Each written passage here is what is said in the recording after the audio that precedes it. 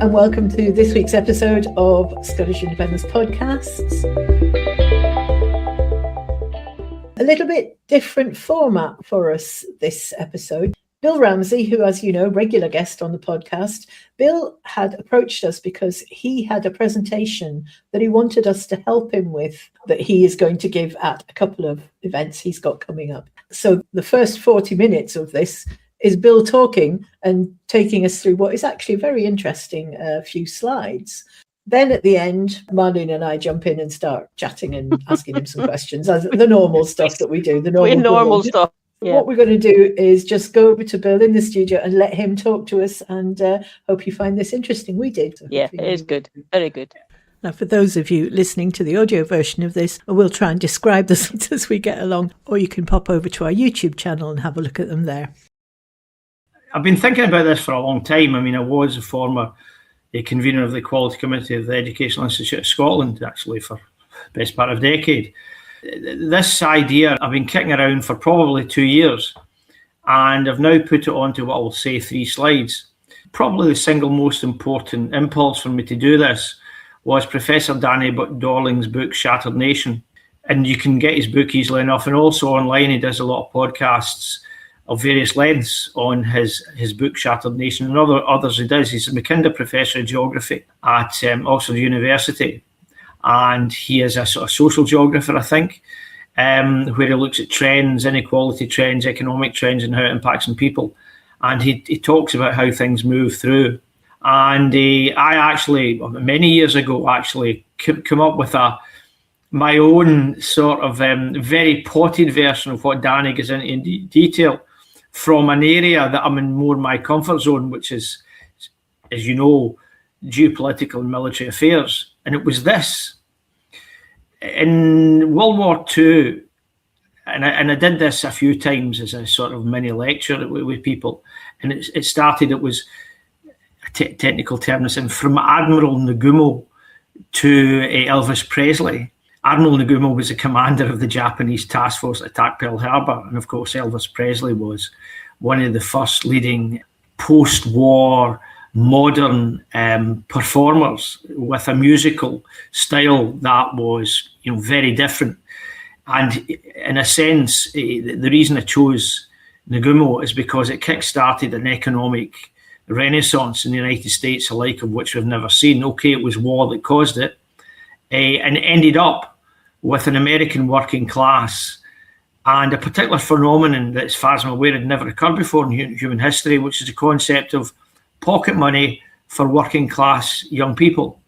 Because by the 1950s, the working class of America was so relatively comfortably off that they could give their children pocket money. And that was a new thing. So that's why it went from Nagumo. And then because we saw an industrialization of the United States that gave women skilled work, gave black men skilled work, and gave the working class of America an income that actually sadly went into decline again and stagnated in the mid-70s with Reagan and so on, and Thatcher. Basically what happened was John Maynard Keynes' economic philosophy became the orthodoxy, both in the United States and in Britain and actually in the post-war Europe, where we saw a revolution, not a communist revolution, but although there were elements of things like the NHS were born in Marxism and so on, some would argue, but we saw a revolution in public services. We saw in Britain, and I think Britain's well, it's where we live, in the United Kingdom and in Scotland, and therefore that's the most relevant example for us. But what we saw was a relatively poor Britain with very little assets. The imperial assets were sucked up in the war, and certainly after the war we started to lose them. So it wasn't because of the imperial assets this occurred, but there was a determination of the government, possibly not for particularly ideologically sound reasons. They knew that if they wanted the British people to be all in a full-scale modern total war, they would have to give them some sort of prospect, something to fight for. In World War I, they'd argued for king and country, and by the late 30s and the Depression and so on, they knew that argument would have no traction. So if people were going to be all in a total war, they had to be given a vision. And the vision was given to them in short films from the mid-war onwards, where the people of Britain were offered a land fit for heroes, if you want to put it that way. And the government planned during the war to do a number of things, to introduce a massive programme of public housing, rented housing, which it did. The nationalisation of a number of industries, which it did. And the development of the welfare state, which it did. And in particular, the development of a national health service, which it did. All of this was underpinned and kick-started by Keynesian economics, which at the moment is seen as unorthodox, although we're now seeing, a turn to it. We'll maybe come back to that when we come to the third slide. But we saw the standard of living of people improve, ordinary people improve. Their opportunities for work, for education, for health improved. These are historical facts. These aren't theories. These are lived realities between 42 and roughly the late 70s. So we're not talking about a theory. We're talking about a lived reality. And us three, because of our age, were beneficiaries of that. And I'll use myself as an example. I was born into a family in what would have been described as a 4-in-a-block high amenity council house with a front and back garden. That is an upstairs and a downstairs, 4-in-a-block. Because my grandmother lived with us, my mum, my dad, me, and then my sister and my gran as well, because of our points within the system, when I was about 12 or something like that, we moved to a 2-in-a-block high amenity council house. Now, these had been built. Some of them had been built during the 30s, that's certainly true, and earlier. So, we saw that public sector building programme, which had started before World War II, that's certainly true. But we saw the NHS, we saw the education system, we saw the provisions improve. To the extent that the peak year of public sector council housing, I think was 1960, and I think it was under a Conservative Prime Minister. But certainly there was a consensus, both by the Labour and Conservative parties and governments, I think what they call Butskillism, named after Rab Butler and Hugh Gaitskell, the Tory and the Labour chancellors, I think, a shadow chancellors, one of them. Anyway, and so you had Butskillism, and we saw a consensus, and we saw improving living standards. As I say, Ramsay in a 4-in-a-block high amenity council house, then Ramsay and my family in a 2-in-a-block high amenity council house. And then, when I was 15, they introduced comprehensive education. In Scotland, it was known as the Rosler year, the raising of the school leaving age. And comprehensive education took hold. So people like me, who would normally have left school at the age of 15, were able to stay on at school and do O grades and then hires and then have the prospect of higher education. Now, as it happened, I was a bad boy. And although I went to Cathkin High, the year opened, and for my 4th year, I didn't get anything because I'd been at junior secondary beforehand, so I wasn't prepared for it. But here's the point. I left school. I had no problem getting a job in a department store in Glasgow. I didn't need any qualifications. I didn't need a CV. Indeed, my mother actually secured that post for me. And then the benefits of the welfare state and this road to peak equality kicks in for me. I go to night school. The reason actually then was actually not particular ambition, but because my job in a department store was not particularly well paid, but I only got one Saturday off in 4. So I started to go to night school, from the age of 16 to about the age of 19. And then I was able to go to Langside College and upgrade my hires in preparation of going to university. And I got a grant. I got it for free. My dad was a signalman in the railway, a relief signalman, so he was one of the more higher paid semi-skilled workers in British Rail, a nationalised industry. And my mother was, she was a full-time housewife. She did not go back to work as a seamstress until my sister grew up a bit. But the point is, there was no financial challenge for me to go to further education college in Lanside. I got a grant.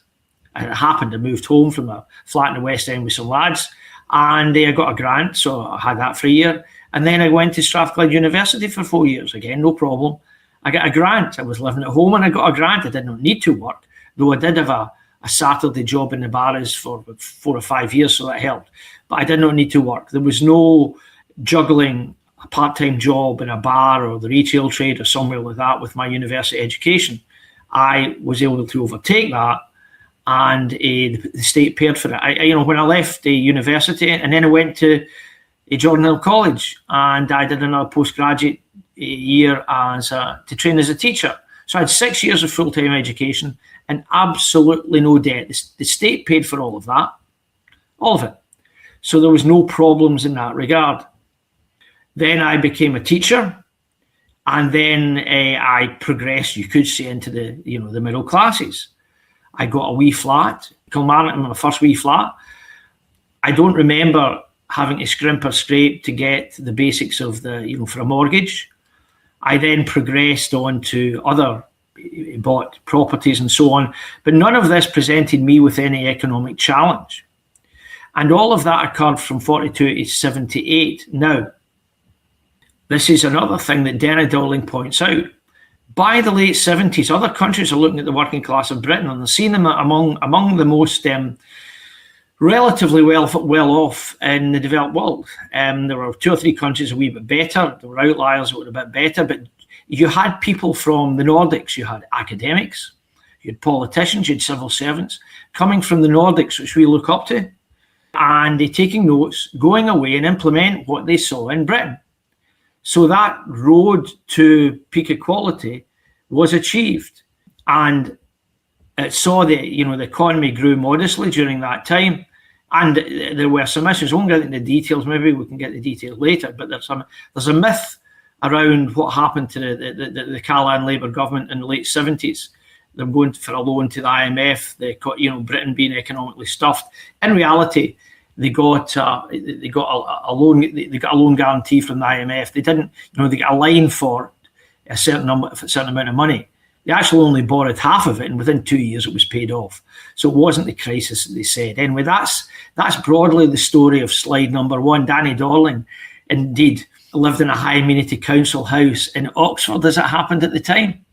And as one of its most senior professors points out, that some of the best tenured academics in Oxford, they couldn't afford to buy that former council house he was brought up in. 79 to the banking crisis, and a bit beyond actually, I suppose you could say, is a period of my working life. And we're seeing the standards of living decline. We're seeing a public spending decline. We're seeing the standards of living of many people go down quite significantly, but it's very gradual.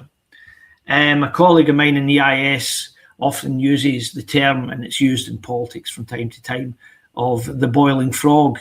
If you gradually boil the frog, you can boil it and it won't notice as the temperature gradually goes up. And you could say that from 79 to 2008, certainly, we were in things were getting worse. As I later became a senior lay official within the EIS. I was a principal teacher, but I was seconded full-time around about 210.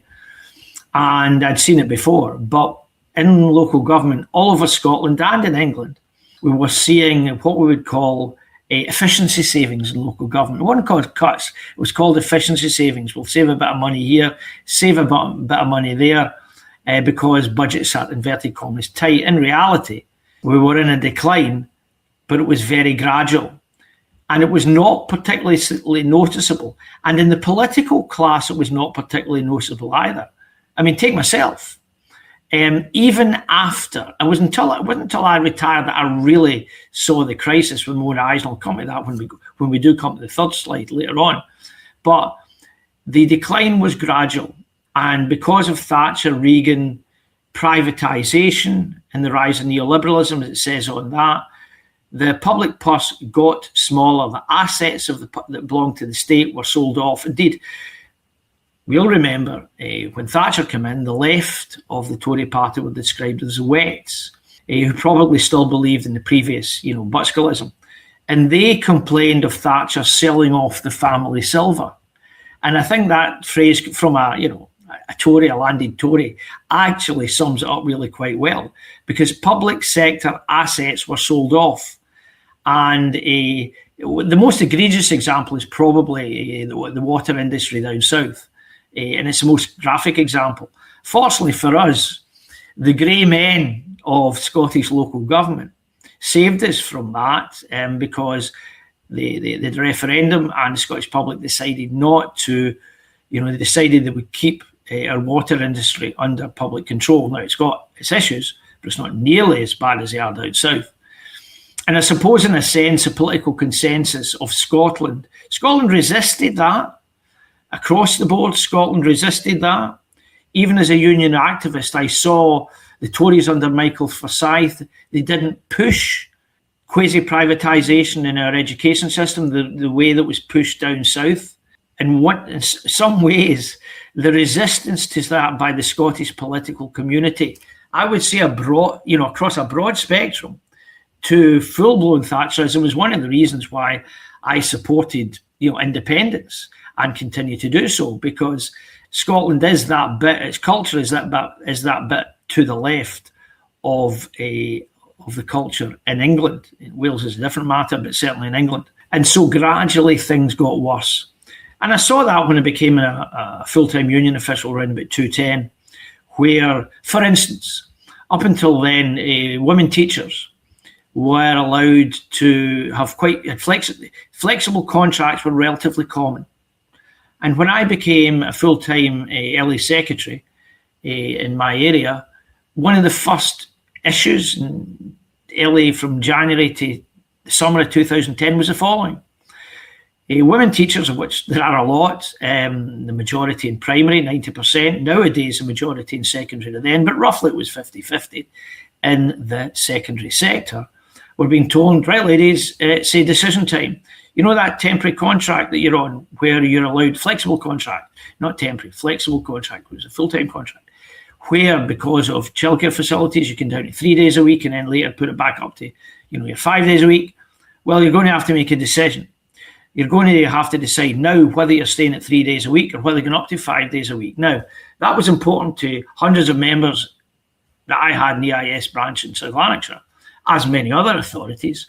It wasn't a catastrophic decision. It wasn't a decision that got the headlines in the news, but it was occurred because the authority could no longer afford to do so, because the public purse was shrinking, partly because the assets were being sold off.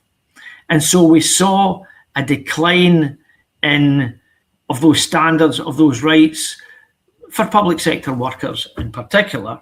But it was very gradual, and because the unions are very strong in the public sector, it was somewhat resisted. And because most local authorities in Scotland were not conservative, it wasn't implemented full-blown the way it was down south to that extent. So we saw that gradual decline. And then with the banking crisis in 2008, and things started to become worse. We're not going into the economics of that. It's not disputed that things got worse. But how worse is really for an economic podcast, of which there are many. You might want to go into that with some of the economists that you have on. But that decline became a bit steeper. And this is where I would compare myself in my life, my lived life, to the life of many politicians who don't quite get it. But I would argue post-COVID, and this wasn't because of COVID. Although it really kicks in then, it's not because of COVID. Politics starts to change. We see public sector cuts getting worse.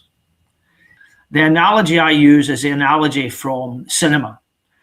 You have a film about a submarine, and the submarine has been depth charged. So the submarine captain decides to settle on the bottom of the sea in a fairly shallow part, and the submarine goes down and down, and then it settles in the bottom of the sea. And the superstructure of the submarine starts to creak because of the pressures. And that's, in a sense, what we saw with the economy and with society, as people's lives, particularly people at the bottom of the economic scale, got worse. I saw that happening in schools. And schools are just one example, but it's indicator I know best. When young people, as we put it, young people, as I would say as a union official, turn up to school and they've got a smile on their face, they are they're better predisposed to learn. Anybody will tell you that. You don't need to be a teacher to work that one out. And if you've got a community where the young people are in households where things are quite stable, they are more predisposed in being in a position, they don't face distractions, and the learning environment they're in is that bit better. If, on the other hand, you're in a community where young people and their families are struggling, then they bring those struggles into schools with them, and therefore their performance dips a bit. That's just one example. There are many others. People's health dip a bit. Their mental health dips. Their health in general dips, and it reinforces. And because of that, there's more demands in the public sector, but there's less money, so we get into a spiral. And I would argue for the last few years, that spiral is where we are. And to go back to the analogy of the submarine, we're in the era of the rivets popping. Like in the submarine, the superstructure is groaning, and some of the rivets start to pop, and water starts gushing in, and they're having to plug the gap, and there's a real crisis for the submarine. And economically, that's where we are, but not just in Scotland, not just in the UK, not just in Wales, but a lot of places in Europe. We'll not get into the United States, but the United States is a way of normalising that culturally, subtly, many years ago. And because we low voter turnout many years ago.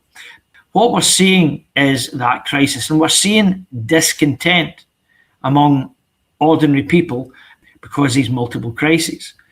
And this is a point about the political mainstream. And my own experience of that, I think, can speak to that. I'm now retired, but I'm still active in the EIS. I'm still active in the local trade union council, still active in the trade union movement, convener of the SNP trade union group, but I'm still very active. But I'm now retired. And because of that, I use my bus pass more. When I was an official and travelling about, I would use public transport, but we usually use a train. Where I live in the south side of Glasgow, there's a train station around the corner. I would use a train. So there's many things that I have seen with my own eyes that I didn't see when I was using the train. And where I live in Albert Avenue in Glasgow, there's two bus routes. I can go left and go to Vicky Road, or I can go right and go to Pollokshaws Road. And the bus experience of standing at the bus stop in Vicky Road and getting on the bus, and the bus experience of standing in the bus stop in Pollokshaws Road and getting the bus are quite different.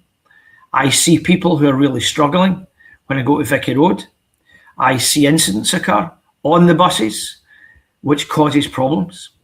And if I go to Pollokshaws Road, there's much less of that. In Vicky Road, I'll see people who are in distress, who are homeless, who are begging. Pollokshaws Road, you don't see it. I sometimes describe my area when I turn right and Pollokshaws as hipster central. Although there's a subtle bit to the hipster central as well.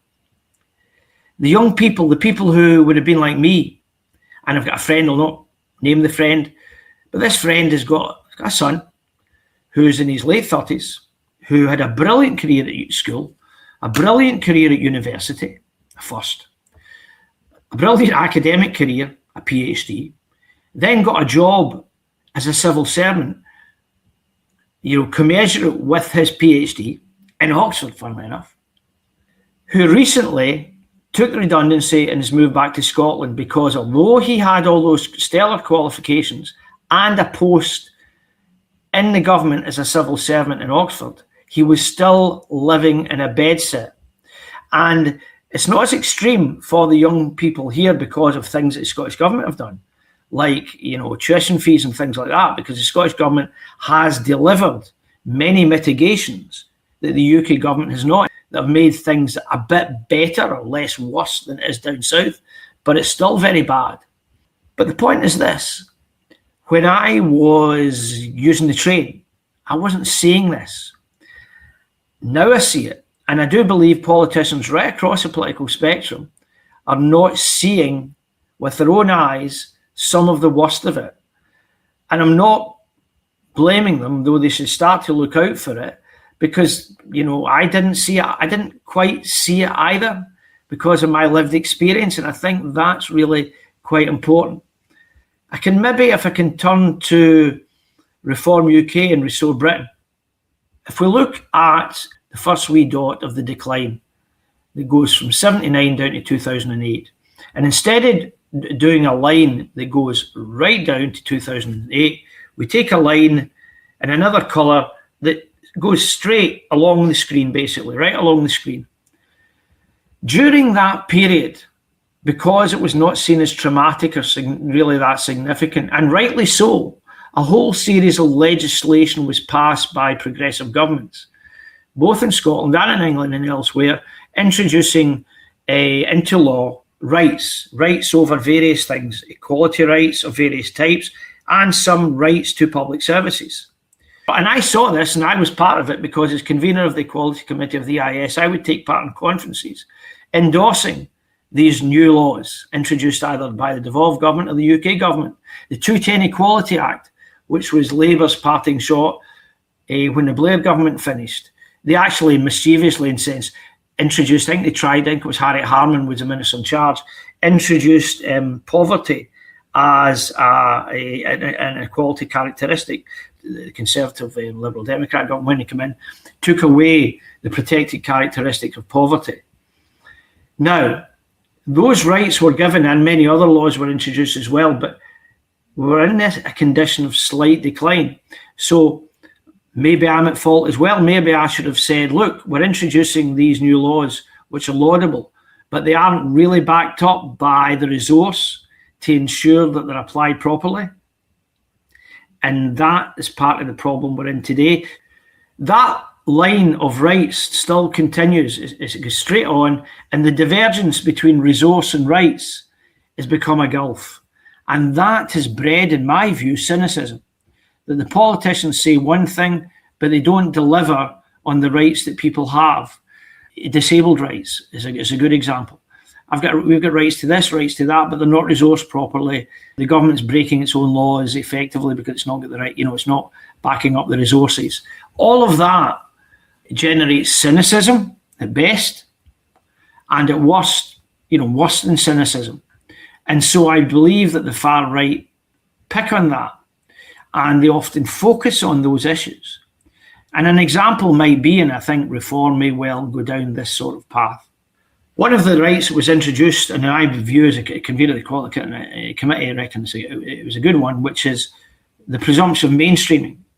In other words, people who have learning difficulties, particularly mild to moderate learning difficulties, if they should be taught in the same classroom as mainstream, so to speak.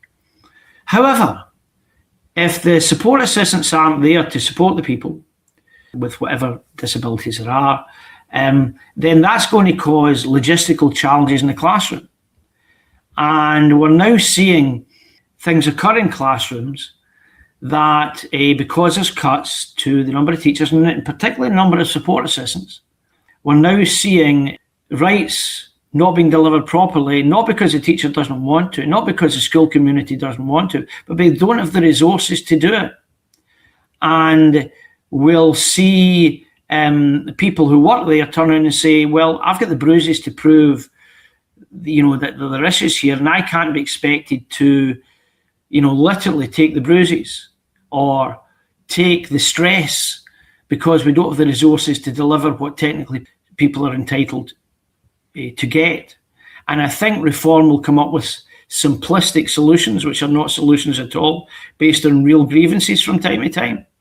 And people will listen to them because they'll say, they'll turn around and they'll say, you are a hard-working working class family. Your child came home from school today. Your child told you that there was disruption in the classroom, and that disrupted their teaching and learning. In other words, this disrupted child was not removed, and therefore disrupted the learning. So we're seeing rights and we're seeing resources, the lack of the resources clash. And unless we go back to, I would argue, the Keynesian model, then this era of the pop and rivets is going to get worse and worse, because I would argue, and it's not because I'm getting older, although I thought at first maybe that was it, that over the last few years, the political climate in Britain and in Scotland is getting worse. We're seeing more extreme things happening.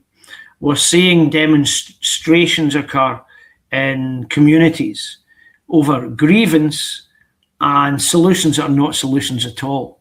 That are actually the opposite of solutions. That's made worse, of course, the social media and information and disinformation, how that's handled. That makes it worse, how people's fears and concerns are fed on. And so we're in this era of the popping rivets, and all of the political community needs to think carefully and needs to come up with solutions, because the neoliberal model, the idea of grow the economy, that particular iteration of grow the economy clearly doesn't work. You just look at the evidence. And if you were to go back to the first slide, well, the economy grew. And it was based on, a Keynesian view of economic growth. And you've had other speakers on talking about that. And that's the essentials of my 3 slides. Which I don't think, I think it's evidence-based, and again, great thanks to Danny Dorling and others in that regard. A shout out, I would say, to Gary Stevenson, who's Gary's Economics. In many ways, I think that's quite good, and also Richard Murphy. They don't agree with everything, but I think their economic underpinnings in their own way, underpin a lot of what I've said.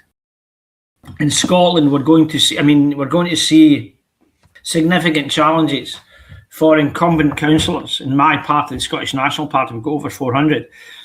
And the kitty is pretty much empty now.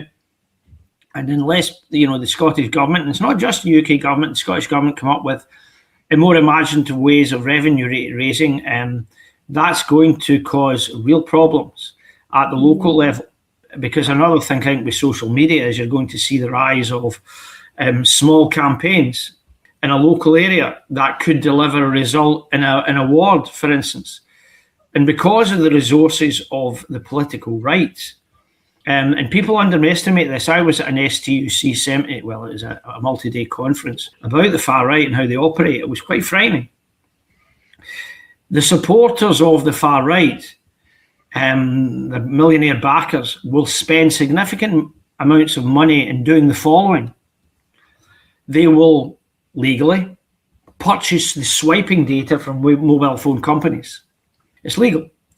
And from that, they can discern people's likes, dislikes, and they can also discern issues that they can latch into, and then they can further reinforce it. They can then set up some sort of, in a local area, for instance, they could put to us at the conference that they will operate in what they call a medium-sized town, and they will be able to identify people who support certain particular views and mobilise them to turn up at a particular place on a particular Saturday to protest.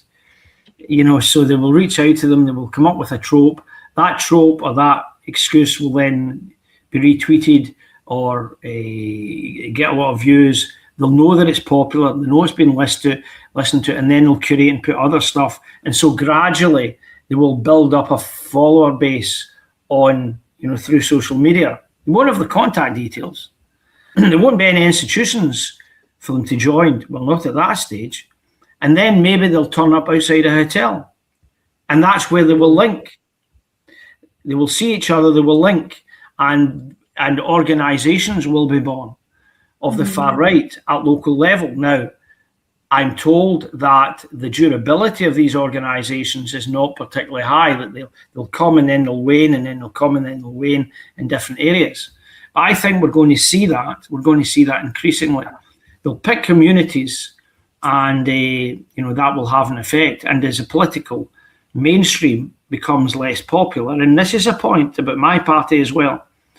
Although we won the Scottish Parliament elections, our turnout slumped hugely. And in the coming period, the SNP will have to turn to that. So although the result of the Scottish Parliament election was a victory for the Scottish National Party of a sort, we shed hundreds of thousands of votes. And if we're going to get independence, then we need high turnouts. That's not a route to independence. It might have got us over the line with the Greens a few months ago, but if we are in the age of popping rivets, that's not going to work. Yeah. So how do we turn this around? Can we turn this around? Because that downward spiral that you're describing, I completely recognise what you're saying. And I think we can see evidence of it all around us. And the Scottish government's in a particularly difficult position because of our situation as a devolved parliament without control of our own levers, that they too are selling the family silver. Our land or our resources are getting stripped just to keep the thing going. And that is not a good way to go forward. I mean, we've had this recent issue about the bond issue, which is going to enrich banks and foreign investors. It's not going to enrich the people of Scotland. It's going to give them a ready pot of money to put some plasters on. So do you see any route, to reverse this trend at all? The bond issue, I think, is a good example. Wearing my convener of the trade union group hat on, we had a members meeting and we endorsed the idea of what I will call a people's bond. That has been devised by, the currency group and people like that. And that has to be said, within the independence movement, I'll call it in the bigger bubble, since 2014, a number of organisations have emerged with people with real skill sets, real experience, real expertise that, frankly, the Scottish government is not paying attention to. And the Scottish government, in some ways, has had a degree of lobby capture. It listens to the lobby far too much. And they've got their bond. I've heard some people refer to it as a banker's bond, but we're putting forward, and hopefully with other branches, the idea of the people's bond. And if they want to continue with the other one, then fair enough. But we need to have not only, and I'm speaking from an SNP point of view, not only such a motion passed, we've had similar virtuous motions passed in the past about various things, but implemented by the Scottish Government. It's no longer enough for the Scottish Government to allow the members to pass an ideologically sound motion and then just leave it in the shelf. You've got to take it forward, even if it creates difficulties with some of the vested interests, particularly the wealthy and powerful vested interests of Scotland, which the Scottish Government has taken a less than bold route in relation to them. And frankly, and Nicola may well have taken a soft route with some of them. Humza and John have to some extent, but so did Alec. So in that sense, if you take local government reform, I think we're getting 2 extra bands onto the council tax. That's Band-Aid stuff that you were talking about earlier on. But, we need the local government council tax system to be overhauled. But again, they need wealth taxes and other things. And the Scottish Government, in my view, needs to start to literally pick some fights with some vested interests. Exactly. And I mean, I've kind of lost track of the number of podcasts, Fiona, where you and I have said, look, we just want Scott Govan or Mr. Swinney, whoever it was, to pick some fights. Because, I mean, surely, okay, so you might do something about starting to bring in, a way of taxing land. And we know there's loads of lobbyists, and they are powerful, who come in and they'll really push back against that. And I just think, well, yeah, so that's a fight. Even if you lose the fight or can't do as much as you said you wanted to do, you can make that into a win from the point of view of presenting Scotland's, the way that Scott Gov's hands are tied behind their back. It can be presented as a, look, you see what's just happened. We could not do anything about that because we haven't got the powers. And I just don't understand why they aren't doing it more. The other big change, obviously, this week is we have a new Prime Minister. Have you any indication that Burnham is going to be any less right-wing and neoliberal than the ones that have come behind him? Because there's nothing that I've seen yet that's any different from what we've had. So is he just going to continue the spiral? In which case, that's our argument, again, for getting out of this union and doing it a different way. Well, when was his first full day as Prime Minister? Yesterday? Yeah, yesterday. So we're recording this in day two of Burnham's Prime Ministership. And his rhetoric is certainly to the left of Starmer, and some of his appointments, early appointments, are interesting. The Scottish Government had better watch out, because if Burnham pivots to the left and the Scottish Government pivots to the left after Labour pivot to the left, then we'll get the sort of pasting, that's the SNP, that we got at the last general election, only at the next Scottish election. That's the point. So if they're being Machiavellian about it, hanging about and waiting for Labour to move to the left, and then, and us as well, it won't work. They certainly do need to move to the left, because the Scottish Government is drifting to the right, certainly in its economics. That other guy that they appointed, Healy, was it? John Healy. Yeah, who resigned because not enough money was being poured into defence, by which we mean arming the rest of the world and encouraging armed conflict for the good of the economy. That is not a left-wing position. That their entire industrial strategy under Starmer was built around putting us on a war footing and generating munitions. That's not a left-wing proposal. Well, no, it's not. But we could do a complete different podcast, because that definitely is in that sort of area. I want to show you this. This is one of the graphs from Danny Dorling's book. It's about income inequality. Now it's reflecting what you had on your first theme that you had through all those three slides. So it's 1961 to 2020, and you can see income inequality goes shooting up. That's when Thatcher and neoliberalism were there. But I just wanted to also just look at this one.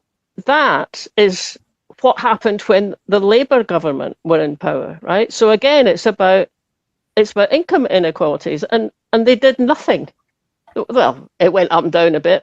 One of those is whether you include, cost of housing in it, and then it coincides with Margaret Thatcher asking what her greatest achievement had been, and she says Tony Blair and New Labour, we made them change their minds. So because when I heard you talking about 1942 through to 1978, at the back of my mind, I've got a little assumption running which says, well, okay, so Thatcher and it got awful, but then surely it got better from 1997 through to 2010, at least a bit, when Labour in control. But obviously they didn't. So, I mean, what's behind that? Did they just want to ignore some of their voters? Well, the New Labour project is a thing in itself. And what Danny Dorling says is that things just sort of flatlined to some extent. And remember, before the 2008 banking crash, the financial situation was a bit different. Well, in terms of the trade union movement, the New Labour project Thatcher actually saw the trade union's power cut massively. And in that's the sense, that was the thing of Thatcher.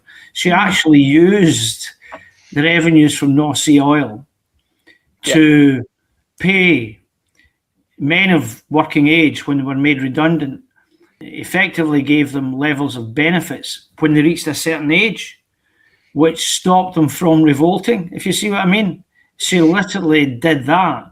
She deindustrialised and focused on the City of London. I mean, her impact on Britain was baleful, and in Scotland people sort of got that for a whole series of reasons, but it's only recently, with the popping rivets, I've realised the real damage she actually did in terms of, as a wet Tory said, selling off the family silver. Yeah. An important aspect to this, in my view, is higher education and the way it dealt with economics and how it fed through to the mainstream media, how certain things became accepted. One of the best examples is Question Time, and the way, and I think the National does a good job in this, and the way that Fiona Bruce jumps on someone as soon as they move outside the Overton window, particularly on the left. When it's Farage who's been on Question Time, God knows it's a bit different. But as soon as someone in Question Time moves outside what they call the Overton window on the left, Fiona Bruce feels it's necessary for her, like some sort of medieval potentate or bishop or ideological or religious person, saying, that's heresy. You can't talk about that. That's off the wall, or, that's not serious. And I think the mainstream media are part of the problem in terms of what they consider is allowed, it can be spoken about And the Today programme is one of the worst examples. The Burnham government's goal, what's going to be really interesting there, is the extent to which the mainstream media say, oh, you can't disturb the bond markets. And they never explain what it is. And you will see statistics being given by economics editors in the BBC and Channel 4. Certain indicators are given and they don't explain it. What they're being sort of potty trained into believing this is acceptable, that is not acceptable. The thing is that the Overton window itself has moved. I mean, it's moved to the right. There are things that are now kind of that wouldn't have been said too far right that are now acceptable within. I mean, they're said in the House of Commons, they're said on TV programmes. That's part of it. Oh yes, I mean, I think that's quite important. But I think, maybe it's because it's a programme that I would have watched and shouted at a lot as a political activist, which is, particularly as an independent supporter, is Question Time. That's not credible, says the chair, and that's extraordinarily powerful. And you don't say you can't say it. You say, that's not serious. This is serious politics. This is in the era of grown up and all the rest of it. Who in the Scottish government does this fall on to fix? No, a lot. I mean, all of them. I mean, it's a matter. I mean, I think it's the entire Scottish government. It's the First Minister. It's the Cabinet Secretaries. It's actually the Scottish Parliament, and I think. There needs to be a bit of more open discourse within the ranks of the backbench of the Scottish National Party.